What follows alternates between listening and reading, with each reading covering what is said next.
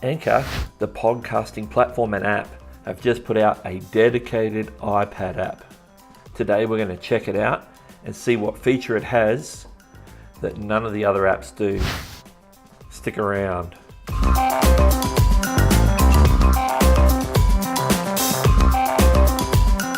G'day, this is Doug from Doug Hewson YouTube, and we're here to help you with tech for content creation. And today we're going to be checking out the new iPad app for Anchor. Now, Anchor is the podcast platform and apps that make it really easy for you to create your own podcasts, add things, edit, and upload, and it's automatically distributed to many of the popular podcast platforms. So let's jump into the overview of the Anchor iPad app. Well, this is the first look at the Anchor iPad app.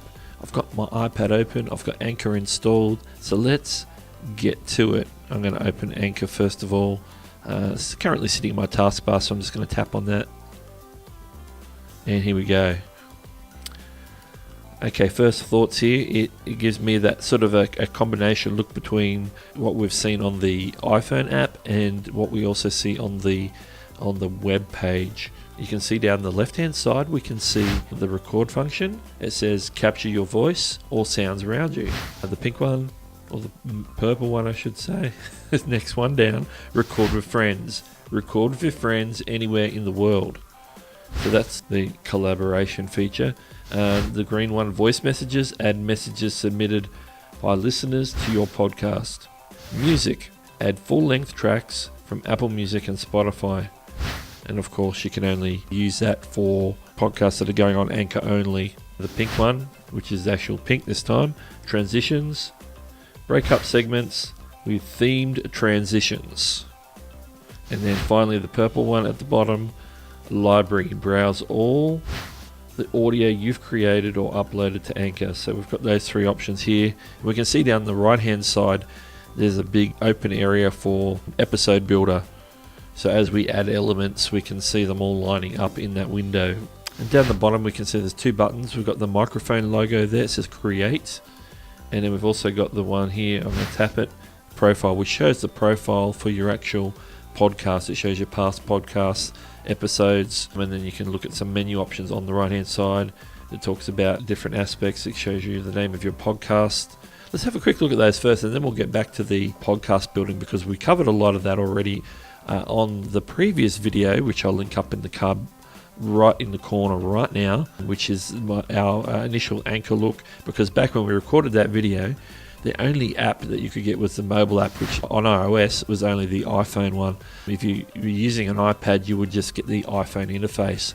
There wasn't a dedicated iPad app, but now there's a dedicated iPad app, and that's what we're checking out today. Let's have a look at our activity here, which I think will give us things that have happened, like people who have favorited your podcast. Account settings is where we get to set up all the different things. And then we've got our podcast settings, which is all to do specifically with the settings of your podcast as opposed to the settings of your account. So this is where it talks about my podcast name, where I can edit my description, my category, language, and mark it if it's explicit content or not. Obviously, talking about content creation and podcasts, it's not explicit. And then we got the distribution, where it actually tells you all the links to all the different places where your podcast is being distributed. So we can see Apple Podcasts, Google Podcasts, Spotify is currently blank, so it's not being distributed to Spotify at the moment. Breaker, Castbox, Google Play Music, Overcast, Pocket Casts, Podbean, there's no link for Podbean, Radio Public, Stitcher and TuneIn are still blank as well. So these are ones that are some of the newer ones that haven't linked up yet. Probably when I publish more content, then it'll probably set me up in places like Podbean and Stitcher, TuneIn, Spotify. So, but you know, my coverage is already pretty good. Radio Public, Overcast, Pocket Casts, Google Play Music, Castbox, Breaker, Apple Podcasts and Google Podcasts are probably the big two, and that's why they're at the top. Okay, let's head back to the creation part of the screen. So I'm going to tap back on the microphone there. Let's go into the record screen. I'm going to tap that. Okay, so we get a little bit of a window here, like we would if we were on the mobile app. So we've got the press and hold button to record, I think if I just tap it, it will start recording as well. Let's just have a bit of an experiment. Okay, I've got to hold it. Like the iPhone app, I've got to hold it. I just tapped it once. That's probably one thing downside is you got to hold it while you record. I understand why that is on an iPhone, especially if you're walking around, just sort of holding it. But here I am, I'm set up on my desk. I've got my iPad in a little stand. I don't want to have to hold my thumb or my finger to the screen. So maybe that's something that they could be improving. So Anchor, if you're watching this, maybe have the option on iPad so you can just tap to record. Okay, let's give it a go again because we want to record at least something for the walkthrough demonstration we're doing now.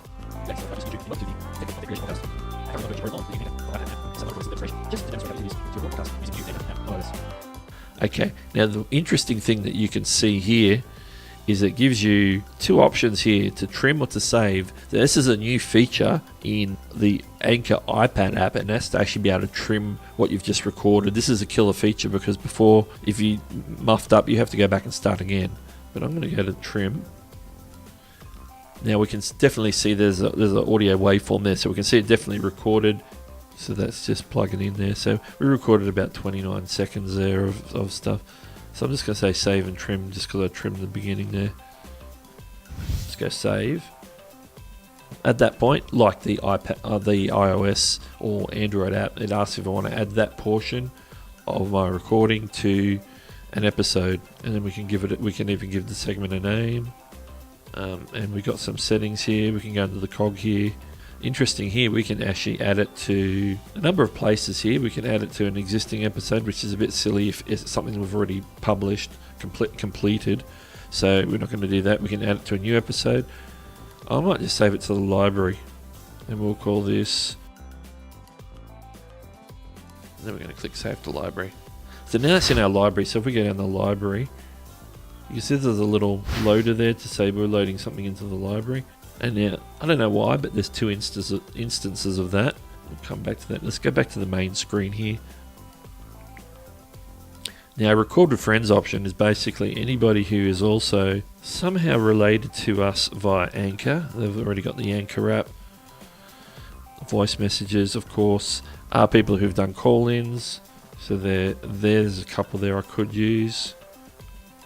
Of course, the music part is only useful for your actual Anchor broadcast. Anything you do through any of the distribution platforms, you cannot use Apple Music or Spotify because of the copyright issues of using that music.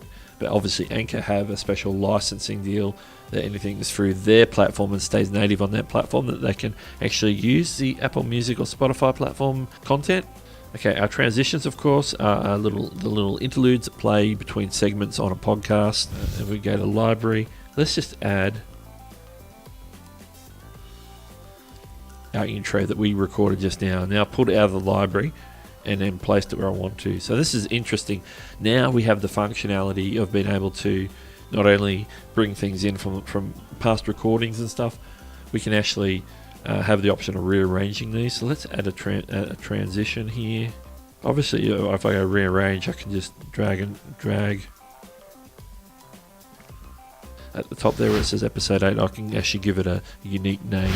Now I could record more information, more segments, and then throw a transition in between, maybe throw in a recording that I've done through the Anchor app. The only thing that still hasn't been done here is being able to bring in pre-recorded content from outside of Anchor, which you can do on the web version, unless there is an option through library. Yes, there is. Import. Here we go. If we go import, I did hear that you should be able to do this, so we can go. There's nothing recent in open documents. We can browse. Now it's using the functionality through the Files app, where you can access apps that are compatible with the Files app and pull audio out. So I don't have any of that loaded up, but I could certainly import stuff into my Anchor library and use it. I can go back and grab old segments that I've recorded here. So the good news is I can bring in audio from third-party places. I can record it here on the app.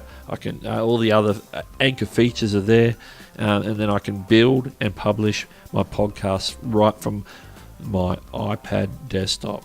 Have you ever considered doing a podcast for your YouTube channel or for your business? then I really encourage you to check out the Anchor app, whether it's on your iPhone, your Android device, or even the iPad app. They even got a web-based system that you can check out over on their website. If you haven't watched the earlier video that I did that covers the mobile and the web apps, then check out the link in the card right now and get all up to speed. If these types of videos on platforms and apps are helpful to you, make sure to subscribe. And if you really like the video, give it a like, a thumbs up. But make sure, if you think this is helpful for someone else, to share the video with them. Well, this is Doug from Doug Hewson YouTube, and we'll catch you later.